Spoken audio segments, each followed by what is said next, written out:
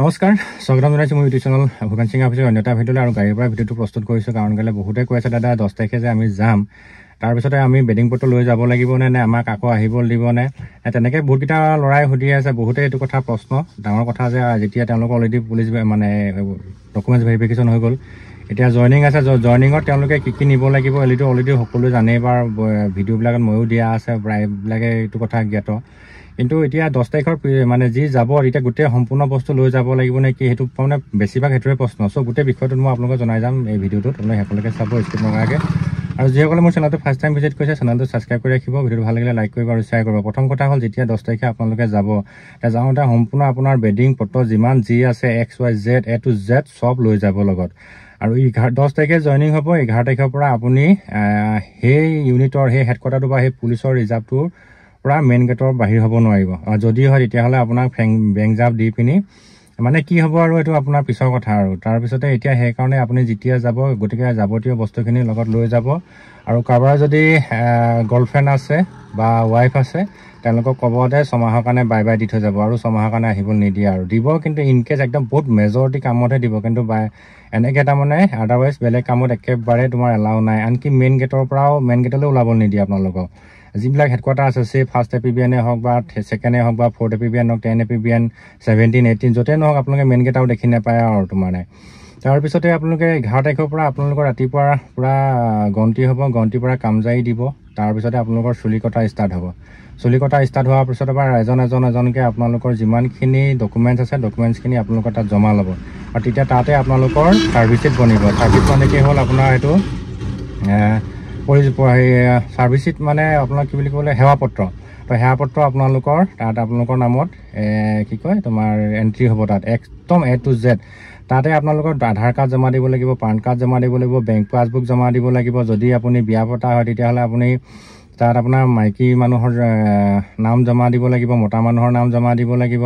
মাক দেউতা আপুনি নমিনি দিব লাগিব নমিনি কাক দিলে সেইটো আপোনালোকৰ নিজৰ বিচাৰ্য বিষয় মাক দেউতাকে দিয়ে নে মাইকীকে দিয়ে নে বা যাক দিয়ে দিয়ক আৰু নমিনি দিব লাগিব গতিকে এইখিনি আপোনালোকৰ তাত কাম হ'ব তাত আপোনালোকৰ গোটেই 10টা আঙুলিৰ থাম তাত আপোনালোকক তাত ল'ব সেই সেৱাপত্ৰত আপোনালোকৰ নামবোৰ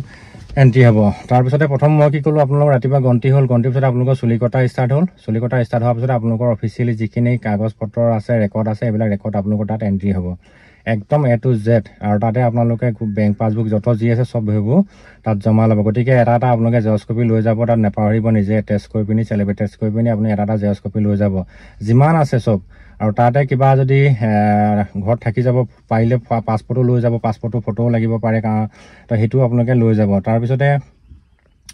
যেতিয়া 11 তাৰিখৰ পৰা মানে 10 তাৰিখৰ পৰা যেতিয়া আপোনালোকে জইনিং হোৱাৰ মানে কি 11 তাৰিখৰ পৰা আপোনালোকে একোজন অসম আৰক্ষী পৰিয়ালৰ সদস্য হৈ পৰিলে তেতিয়া আপোনালোকে যোনটো ইউনিটত জইনিং কৰিব বা যোনটো বেটেলিয়নত জইনিং কৰিব বা যোনটো ৰিজাৰ্ভত আপোনালোকে জইনিং কৰিব তাৰ সেই দিনাৰ পৰাই আপোনালোকৰ দৰমহা লাগি গ'ল গতিকে আপোনালোকৰ যেতিয়া যদি 28,000 টকা দৰমহা পায় তেতিয়াহ'লে আপোনালোকৰ 28,000 পাৰ আৰু 2,000 টকাটো আপোনালোকে NPS কাটিব GIS কাটিব গতিকে 30,000 মান টকা দৰমহা হ'ব 30,000 টকাৰ পাৰ ডে আপোনালোকৰ 1,000 হাজিৰা পৰি গ'ল গতিকে চিন্তা কৰক 3 বছৰ দিন কষ্ট কৰাৰ মতে এতিয়া পাৰ ডে 1,000 টকা আপোনালোকৰ হাজিৰা হ'ব অৰ্থাৎ 30,000 টকা আপোনালোকৰ মাহেকে দৰমহা হ'ব তাৰপিছতে আপোনালোকৰ তো এইখিনি কষ্ট কৰাৰ বিনিময়তে আপোনালোকৰ সেইটো দিন দেখিবলৈ পাইছে আৰু তাৰপিছতে এতিয়া আপোনালোকৰ ট্ৰেইনিং কিমান দিনৰ পিছত আকৌ ট্ৰেইনিঙলৈ মাতিব এতিয়া কিছুমানৰ ট্ৰেইনিং নিজৰ ইউনিটে হ'ব পাৰে আৰু কিছুমান বেলেগলৈ যাব পাৰে স্পেচিয়েলি UB-খিনি বেলেগত যাব এইটো চিয়'ৰ এইখিনি আপোনাৰ দেৰগাঁৱত যোৱাৰ পূৰ্ণ সম্ভাৱনা আছে তো আপোনালোকে যেতিয়া দেৰগাঁৱলৈ যাব তেতিয়াহ'লে কিমান দিনৰ পিছত নিব সেইটো আপোনালোকৰ অফিচিয়েলি অৰ্ডাৰ হয় সেইটো মই ক'ব নোৱাৰোঁ সেইটো আপোনালোকৰ DGP অফিচৰ পৰা অৰ্ডাৰ আহিব যিমানবিলাক ট্ৰেইনিং চেণ্টাৰ আছে প্ৰতিটো অৱশ্যে অসম আৰক্ষী প্ৰতিটো ইউনিটৰে এটা ট্ৰেইনিং চেণ্টাৰ বুলি ধৰি ল'ব পাৰি তাতে ট্ৰেইনিং দিয়ায়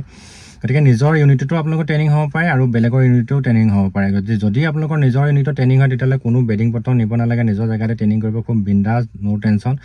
যদি আপোনালোকে বেলেগ ইউনিটত ট্ৰেইনিং দিয়াব লগা হয় বা যাব লগা হয় তেতিয়াহ'লে আপোনালোকৰ সেই পুলিচৰ গাড়ীয়ে সেই ইউনিটৰ সেই বেটেলিয়নৰ সেই ৰিজাৰ্ভৰ গাড়ীয়ে আপোনালোকক থ'বলৈ যাব আপোনালোকক তেতিয়াৰ পৰা একোজন অসম আৰক্ষী যিহেতু পৰিয়াল হৈ যোৱাৰ লগে লগে আপোনালোকৰ দায়িত্ব আহি পৰিব ছিনিয়ৰ অফিচাৰসকলৰ পৰা সেই বিভাগৰ মুৰব্বীসকলৰ ওপৰত দায়িত্ব আহিব আপোনালোক আপোনালোকক বিনা অনুমতিত ক'লো নপঠিয়ায় আৰু যদিও আপোনালোকক ট্ৰেইনিং চেণ্টাৰলৈ তেওঁলোকৰ গাড়ী নিজা গাড়ীয়ে লৈ যাব গতিকে এইখিনি হ'ল ফৰ্মেলিটি আপোনালোকে চিন্তা কৰিব নালাগে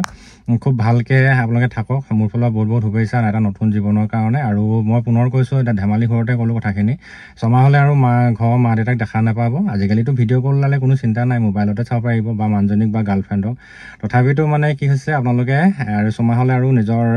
লগ বন্ধু নাপায় আৰু তেতিয়া এখন সমাজ পাব নতুন লগৰ পাব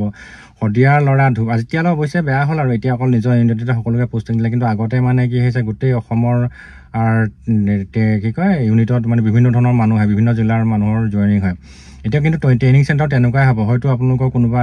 যদি 4th ডিভিজনৰ ট্ৰেইনিং হয় তেতিয়াহ'লে আপোনাৰ 1st 2nd 3rd 4th 17 একেলগতে হৈ দিব পাৰে তেনেকুৱা হ'ব পাৰে গতিকে খুব ভাল লাগিব এইটো দিনত আমিও পাই থৈ আহিছোঁ গতিকে আপোনালোকক গোটেই কথাখিনি জনালোঁ ভিডিঅ'টো সকলোৱে শ্বেয়াৰ কৰি দিব খুব লাগতিয়াল ভিডিঅ' হয় ইম্পৰ্টেণ্ট ভিডিঅ' হয় বহুতে সুধি আছিলে কাৰণে আপোনালোকলৈ ৰিপ্লাই দিলোঁ তো আৰু কিবা থাকিলে কমেণ্টত ৰিপ্লাই দিবলৈ চেষ্টা কৰিম সকলো ভালে থাকক সকলো ভালকৈ থাকিবা আৰু ভালকৈ ডিউটি কৰিবা মোৰ ফালৰ পৰা ইয়াৰ তোমালোকৰ কাৰণে আশীৰ্বাদ আৰু শুভেচ্ছা থাকিল বহুত বহুত ধন্যবাদ